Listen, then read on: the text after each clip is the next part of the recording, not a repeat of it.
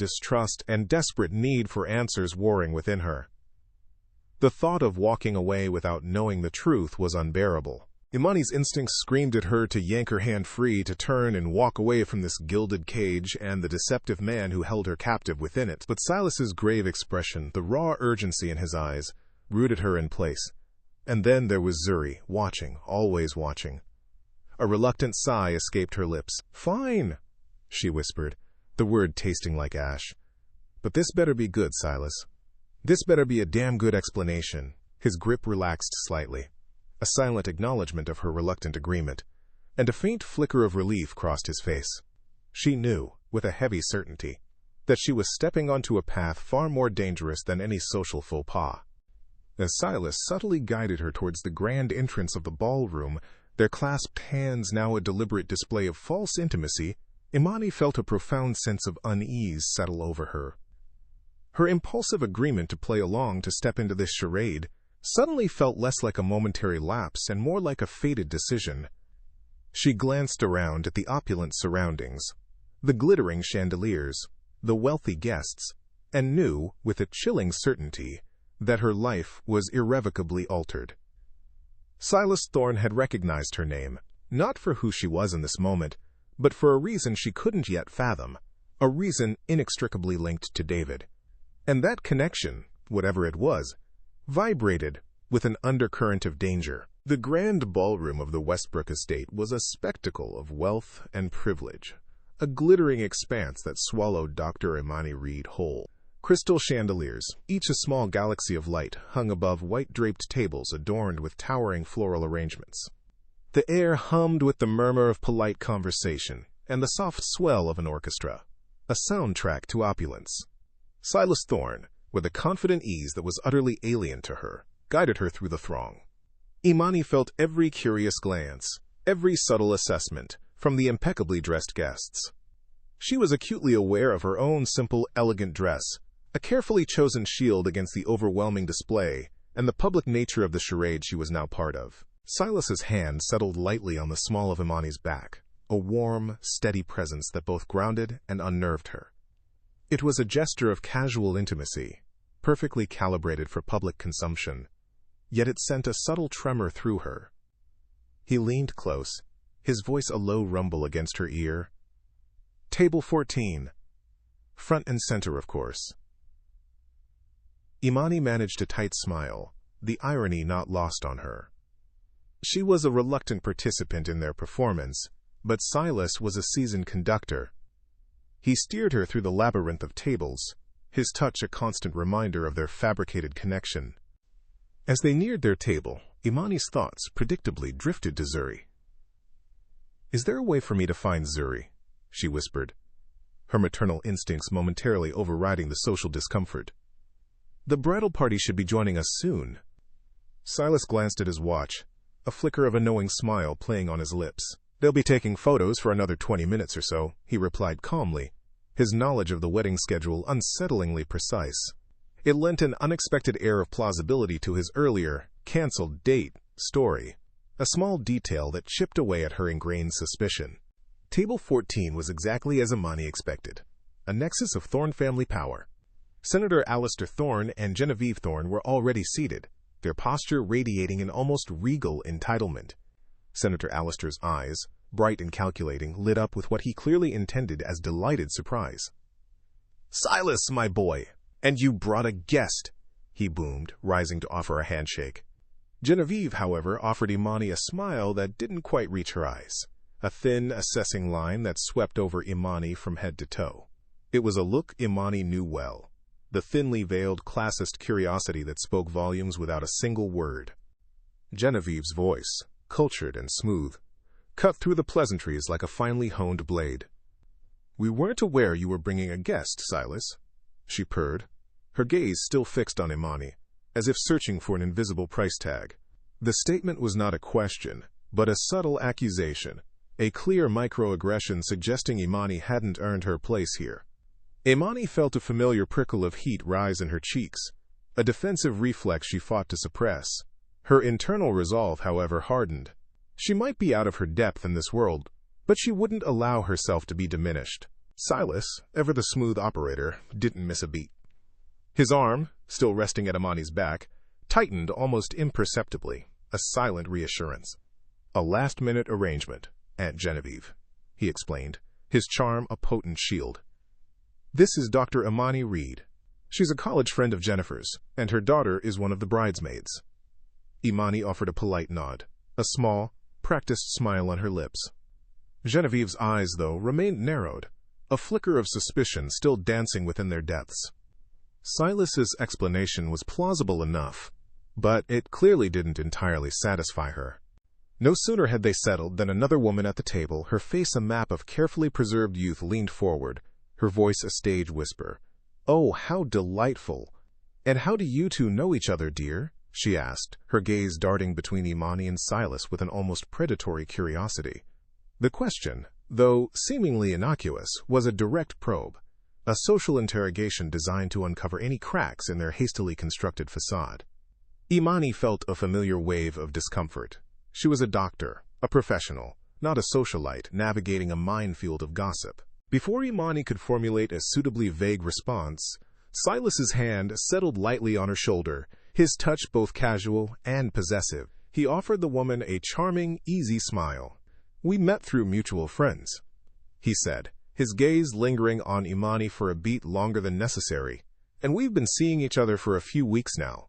The lie rolled off his tongue with such conviction, imbued with such confident, romanticized ease, that Imani almost believed it herself. A strange, unexpected warmth bloomed in her chest, a faint flicker of attraction she immediately tried to extinguish. The other woman, her hopes of juicy gossip dashed, deflated slightly. Just as Imani was beginning to relax into the carefully crafted illusion, Senator Silas Thorne leaned forward, his voice cutting through the light chatter. "Dr. Reed," he began, his tone almost too solicitous. "You mentioned earlier that David Reed was your ex-husband and Zuri's father, correct?" The sudden reintroduction of David's name, especially from the senator, immediately ratcheted up the tension. Imani's posture stiffened. Alistair's interest in her ex-husband was clearly more than polite curiosity. It was strategic, watchful, and deeply unsettling. Silas, beside her, remained outwardly calm, but Imani could feel his subtle shift in focus, his heightened alertness. Imani swallowed, her throat suddenly dry. "Yes," she confirmed, her voice carefully neutral. "David is Zuri's father." Senator Alistair tapped his chin thoughtfully, his gaze distant, as if sifting through old memories. "Ah, yes. We knew a David Reed, briefly through some business dealings, some years ago. Around 2010, wasn't it, Silas?" he mused, turning to his nephew. Imani frowned. 2010. That was the year David had left. The specific timeline, and the fact that the Thorne family knew him at all, sent a fresh wave of unease through her. This wasn't just a coincidence. "Construction," Imani interjected, almost instinctively. "David worked in construction." The words were out before she could stop them, a defense against the growing mystery. Silas, however, cut in smoothly, his voice calm but firm. "David did some security consultation for Thorne Innovations, as contracted work. During that period, Dr. Reed. A highly specialized role, not construction."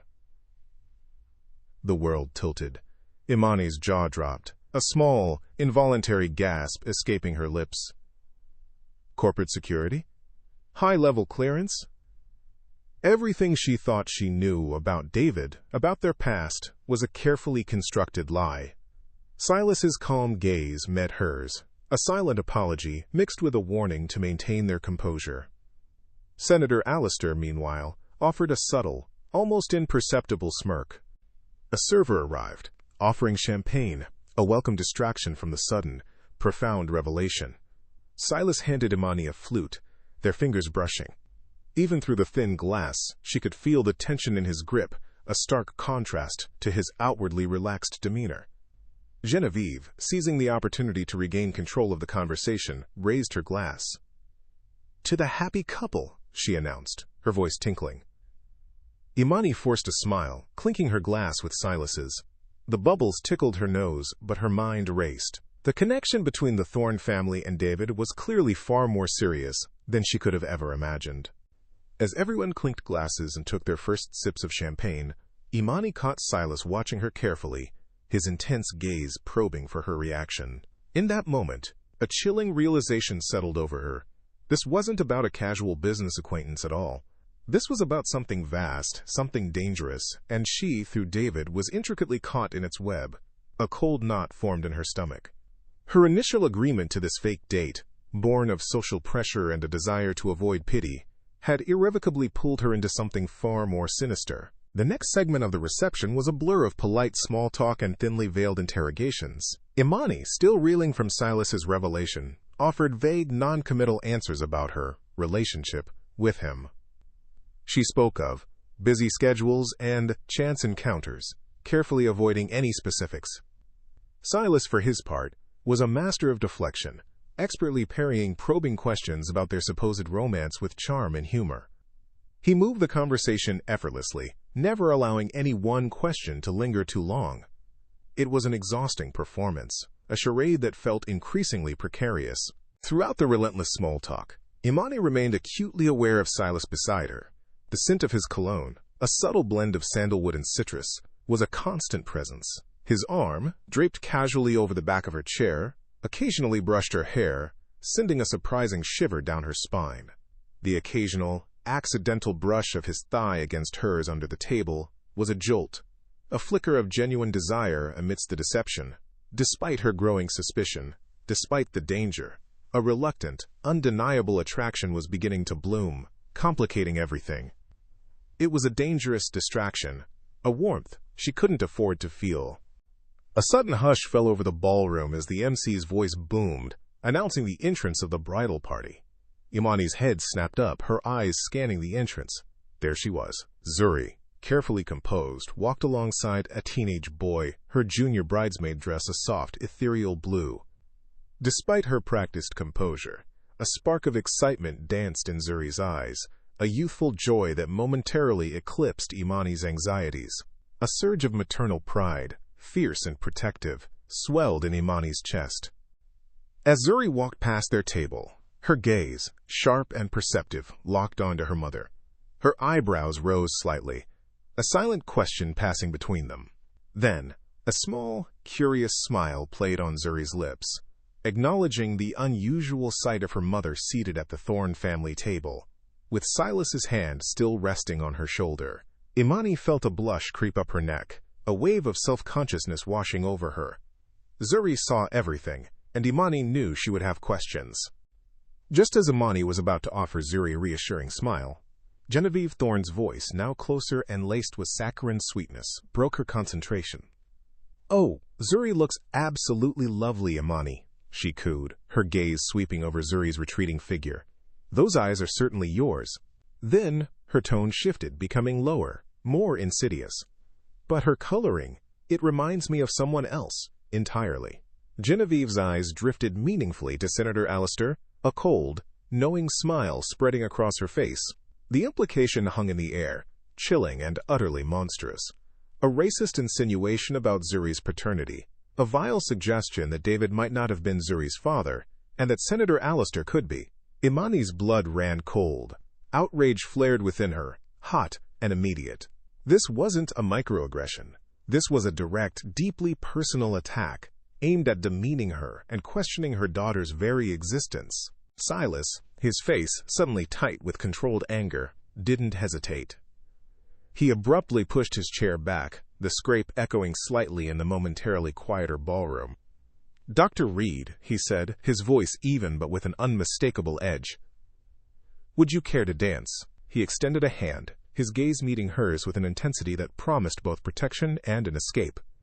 Imani, grateful for the lifeline, quickly took his hand, offering Genevieve a quick, defiant glance before allowing Silas to pull her to her feet and away from the table. The grand ballroom pulsed with the low thrum of conversation and the swell of a live orchestra, but Dr. Imani Reed felt utterly isolated, caught in a whirlwind of opulent strangers. Silas's hand was a steady anchor at her back, guiding her through the throng. The relief of escaping Genevieve's predatory gaze was immense, yet it was quickly replaced by a fresh surge of anticipation. This was it, the moment of truth. As Silas led her onto the polished dance floor, weaving them into the gentle rhythm of a waltz, she leaned in, her voice a quiet, firm demand against the music. "You promised me an explanation. It's time." Her eyes, usually warm, were now sharp with determination, mirroring the resolute set of Silas's jaw. He met her gaze, a flicker of acknowledgement in his own, before a subtle, almost imperceptible shift in his hold maneuvered them further into a less crowded corner. The music swelled, but her focus was entirely on him, awaiting the answers that felt long overdue.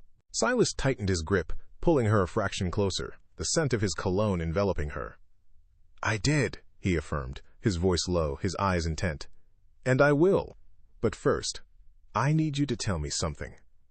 Imani's brow furrowed. "More questions? After all this?" She stifled a sigh. "What?" she prompted, her patience wearing thin. "When and where did you meet David?" he asked, his gaze unwavering, methodical. Imani blinked, surprised by the directness. "In Hartford," she replied, the memory a dull ache. "At a bar. It was early 2010. Why?" She watched his face for any hint, any tell. But his expression remained carefully neutral, a mask of focused inquiry. It was clear he was building a case, piece by painful piece, and she was an unwitting witness. Silas didn't answer her why immediately. Instead, he subtly guided their dance, drawing them deeper into a quieter pocket of the dance floor, away from the casual eavesdropping of nearby guests. The music was a soft murmur here, a backdrop to the impending storm. He paused, his gaze locking onto hers, and for the first time she saw a flicker of genuine regret in his eyes. "David Reed," he began, his voice grave, "worked for Thorne Innovations from 2008 to 2011. Not in construction, Dr. Reed. He was in corporate security. High-level clearance." The words hit Imani like a physical blow. Her breath hitched. Corporate security? The man she'd married. The man she'd believed to be a simple, hard-working construction foreman had been living a double life? The ornate ballroom seemed to tilt on its axis. A cold, bitter wave of betrayal washed over her, replacing the initial shock. Every vague explanation, every late night, every secret phone call suddenly replayed in her mind, twisted into something sinister. "No," Imani whispered, shaking her head, the denial a reflex against the sudden, sharp pain in her chest. "That can't be right. David would have told me." "He wouldn't. He couldn't have lied to me about something so fundamental." Her voice trembled, a raw edge of hurt in her tone. Silas's grip on her arm tightened, a silent anchor. "Did you ever visit his workplace?" he asked gently, his question cutting through her protests. Imani hesitated. "No. He always said it wasn't safe, or that he was on a remote site. Always had an excuse." The memories, once innocuous, now felt like carefully constructed walls, designed to keep her out. A fresh wave of shame washed over her for her naivete, for having believed his vague explanations, for never pushing harder. He'd built an entire life, an entire persona that was a lie. Imani pulled back slightly, breaking the rhythm of their waltz, though Silas's hand remained firm on her arm. Her disbelief curdled into a simmering anger, not just at David, but at Silas for dropping this bomb on her in such a public place. "Okay, fine," she snapped, her voice low but fierce. "So he lied. He lived a secret life. But why does this matter now, Silas? 7 years after he left us, after he abandoned his own daughter, why are you dredging up his lies?" The desperation for answers was a raw knot in her throat. She needed clarity, not just more cryptic revelations that shattered her past. Her gaze challenged him, demanding he cut to the chase, to reveal the true ugly heart of this mystery. Silas's expression grew even more somber, his eyes holding hers with an almost apologetic intensity. He drew her closer once more, his voice dropping to a near whisper, as if the very air around them might betray the words he was about to speak. "Because, Dr. Reed," he began, his voice a low, solemn rumble that seemed to vibrate through her. "David is no longer a concern of the past. He died, Imani. 3 months ago. In Seattle. A car accident. The world spun. The music, The glittering chandeliers, the murmuring crowd. It all blurred into an indistinct hum. David, dead.